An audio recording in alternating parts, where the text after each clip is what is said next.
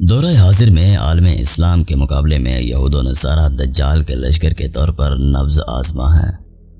یہودیوں کے مقابلے میں عیسائیت کی اسلام کے خلاف کارستانیاں کئی گنا زیادہ ہیں۔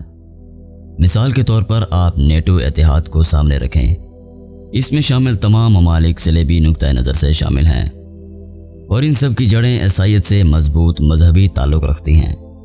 اور سب سے بڑی بات کہ مسلمانوں کے خلاف برپا ان تمام جنگوں میں عیسائیت سے تعلق رکھنے والے صلیبی دجالی فوجی اپنی مذہبی جذبے سے لڑ رہے ہیں، اور اگر کوئی ڈالر کے لیے فوج میں بھرتی ہوتا ہے تو وہ بھی کما حق کا عیسائی ہے۔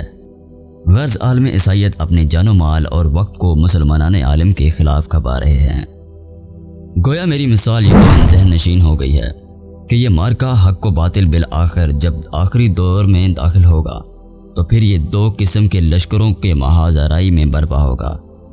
ایک طرف رحمان کا لشکر جس کی ابتدا امام مہدی علیہ السلام کے ہاتھوں ہوگی اور حضرت عیسیٰ علیہ السلام دجال کا خاتمہ کریں گے اور سلیب ٹوٹ جائے گی۔ دوسری طرف دجال کا لشکر ہوگا جس میں عالم انسانیت کے روشن خیال، تجدد پسند یہود و نصارہ اور تمام باطل مذہب کے افراد کا ایک گٹھ جوڑ ہوگا۔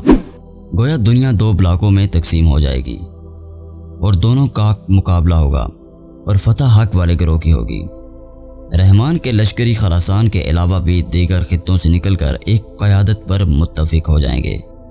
اس معرکے میں یہود بھی کسی سے پیچھے نہیں، کیونکہ ان کی ریشہ دوانیوں اور سازشی اذہان سے دنیا متعارف ہے۔ گویا اس وقت تمام باطل قوتوں کا نقطہ نظر کسی بھی طرح اپنے مذہبی تشخص کو برقرار رکھنے اور آزاد مادر پدر زندگی کو اپنی مرضی سے گزارنے پر مرکوز ہے۔ ان کی آزادی میں گویا اسلام خلل انداز ہے، اور اسلام انسان کو اپنی زندگی ایک اللہ کے حکموں کے مطابق گزارنے کا درس دیتا ہے۔ اگر ہم اسلام کا نعرہ لگائیں تو سب سے پہلے اپنے آپ کو پیش کرنا ہوگا، کیونکہ اسلام ایک ایسا مذہب ہے جو کہ حکمران سے لے کر ایک فقیر کا بھی احتساب برابری کی بنیاد پر کرتا ہے۔ چوری کی سزا ہاتھ کاٹنا، قتل کے بدلے قاتل کو دیت یا قصاص میں قتل کرنا، زنا کی سزا رجم یا سنگسار کرنا، عورتوں کے ان کے اصل حقوق پردہ اور حیا میں زندگی گزارنا جیسے حق دیتا ہے۔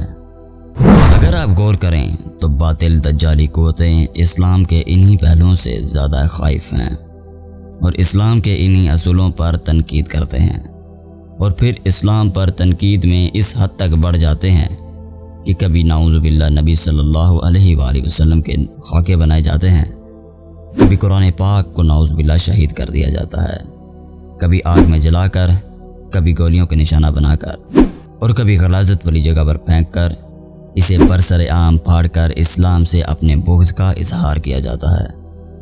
دجالی قوتیں عورتوں کو بے حیا اور بے پردہ دیکھنا چاہتی ہیں، کیونکہ حدیث پاک کے مطابق دجال کے لشکر میں عورتیں کثیر تعداد سے ہوں گی، اور لوگ اپنی بیوی، بہن، ماں وغیرہ کو زنجیروں سے باندھ رکھیں گے کہ کہیں یہ عورتیں فتنہ دجال میں داخل نہ ہو جائیں۔